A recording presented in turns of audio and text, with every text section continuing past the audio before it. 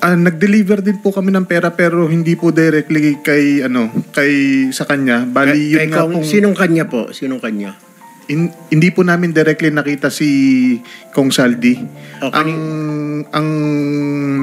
Ang pinakausap po sa amin yung tao niya pong pangalan ni Paul. Paul.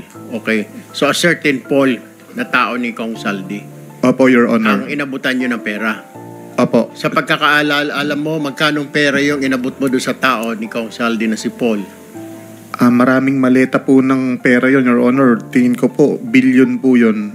Bilyon? Opo. Saan nyo sinakay yung bilyon? Sa mga van po. Kung di po ako nagkamali, mga 6 o 7 van po yung gamit namin nun. 7 van? Pagdadala. Bakit? Ilang maleta ba yung ilang bilyon na yon? Ang laman po ng isang maleta nasa 50 million po. So ilang maleta lahat-lahat yun? Estimate mo, pagkatanda mo?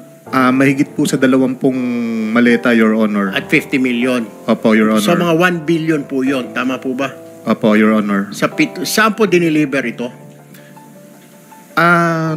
Yun nga po sa meron nung una po, doon po sa basement po ng Shangri-La. Shangri-La Hotel? Opo. Saan Shangri-La po? Dalawa po, sa, tatlo po Shangri-La ito. Sa BGC po. Sa BGC, sa basement. Opo. So, paano? May kotse ba tumapat sa van ninyo? May mga van to van? Wala po, sir. Kumbaga, diretso po siya sa elevator, paakyat po doon sa penthouse. Kinarga po ninyo sa penthouse? Sa pinakataas po. Actually, yung isang kasama po namin na si Engineer Paul, nakarating po siya mismo doon sa loob nung penthouse? Opo, doon sa taas. So, yung 20 maleta na yon ay sa penthouse ninyo i-deliver sa Shangri-La? Yes po, Your Honor. Alright.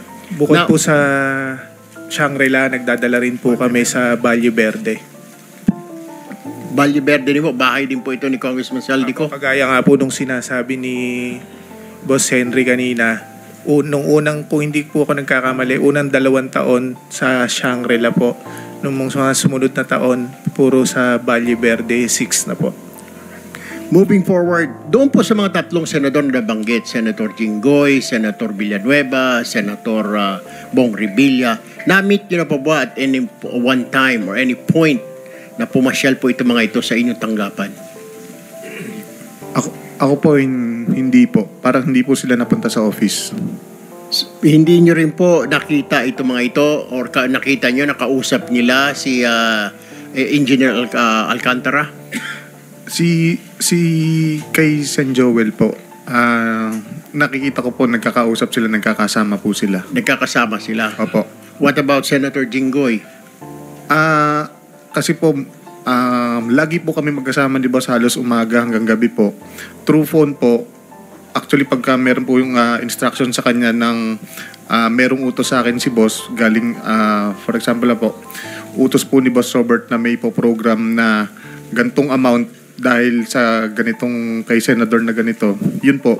Sino senator na ganito? Walang senator na ganito? Pasensya na po. Kay senator, Senator Jinggoy po. Alright. Tapos may sinasabi din siya, pati si Senator Bong Revilla na damay din. Ganon din ba ang sistema? Sinasabi na ikarga doon sa inyong listahan? Ang instruction po niya, ganito yung obligasyon para kay Senator Jinggoy. So alam nyo na kung paano aatakihin ang programa ng project natin. So lahat po ng ito dahil 25-30% narinig po natin kay Engineer Alcantara. So pwersado po na maging substandard ang proyekto or maging ghost na lang? Nakakasigurado po ako na lahat po ng proyekto sa Bulacan First substandard po. Lahat ng proyekto? Particular na ang flood control, tama po ba? Lahat po. Opo, Your Honor. Substandard. Tapos na po ba ito? Hindi pa? Hindi ko po alam sa ngayon, Your Honor. Wala po kung way para ma-monitor po siya. Alright, thank you very much. Mr. Chairman. Sorry. Go ahead. Yes, follow up. With the indulgence of Senator Tulfo. Sure, go ahead. Bryce, sinasabi mo lahat ng proyekto ninyo substandard? Opo, Your Honor, kasi lahat po ito may obligasyon na kailangan itago. Lahat? As in, hindi lang flood control? Opo, Your Honor. Hindi po nami-meet ko ano po yung eksaktong nasa plano, Your Honor. So may plano ang DPWH, merong budget yan, pero dahil yung budget pinaghati-hatian ninyo, sa dulo, walang project na maayos na dumaan sa inyo. Wala po. Yan ang testimony mo ngayon. Opo, sa opisina po namin, Your Honor. At yung hawak mo ulit ay anong mga proyekto, Bryce? Yung hawak nyo ni Alcantara? Meron pong mga flood control structures, meron pong mga building, meron pong mga kalsada. Pati Your classroom, Honor. kasama dyan, no? Kasama po, Your Honor. So lahat yan substandard. Opo, hindi po tumatama sa plano na nakadesign talaga para dito. Meron ba kayong proyekto na walang porsyentuhan? Na maayos, na matino? Meron ba? Wala po, Your Honor. Wala. This is Bulacan o buong Region 3? Hindi ko po masabi yung sa ibang lugar, Your Honor. Ang sinasabi ko po yung sa nasasakupan po namin, wala po talaga, Your Honor.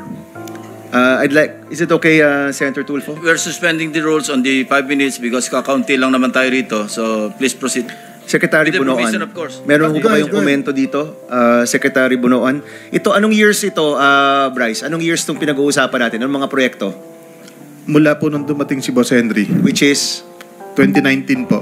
2019 to 2025. Up to present po. 6 na taon, walang maayos na proyekto dyan. Wala pong tumama kung ano po yung nakaspecify sa plano. Hindi po na-meet lahat yun. At lahat yan may porsyentuhan. Lahat po, Your Honor. Former Secretary Bunoan, may Excuse masasabi me, ka ba? Excuse me, Senator Bam. Follow up lang, ano. Hindi afterthought ito, Alam mo ito habang nangyayari at the time. Opo, may instruction po lahat to. Aware kayo na talagang substandard. Opo, Your Honor. Hindi ngayon lang, Hindi po ngayon lang, Thank you. Your Thank Honor. you, Senator Bam. Secretary Bunoan, ano masasabi mo dyan? I don't know what to say, Your Honor. This is the first time that I have heard about all these shenanigans that they're doing actually in this district engineering office. They're supposed to monitor. They have to submit monitoring. In my watch, they're supposed to submit monitoring reports every phase of the work, every phase of the project, Your Honor. And, Sino pong in charge ng monitoring po sa DPWH? At dito po sa Bulacan? the regional office will be the one to monitor, but they will submit.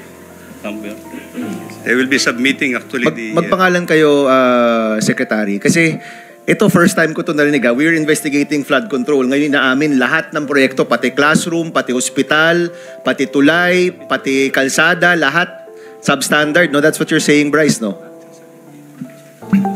Yes po, Your Honor. Maisama ko lang po, yung mga street lights po namin, overpriced po lahat yun. Oh, street light, cat's Pero- eye, lahat na. Walang tumama, no? Opo. Oh, so ikaw, 'di ba? So kunyari kayo ni Alcantara, kayo yung DE, under kayo kay Bernardo. Nung mga panahon po na yun, opo, Your Honor. Okay, and then si Yusek Bernardo, Secretary Bunoan, siya ba yung in charge ng monitoring niyan? O hindi rin, iba pa? Iba pa, Your Honor. Sino po? Sa central office, I think it's with Bureau of Construction, Your Honor. Bureau of Construction. Under a director? Under Under the director, Your Honor. pangalanan po For now, I natin. think the director is Yung noon po, 2019 to 2025 pinag-uusapan po natin.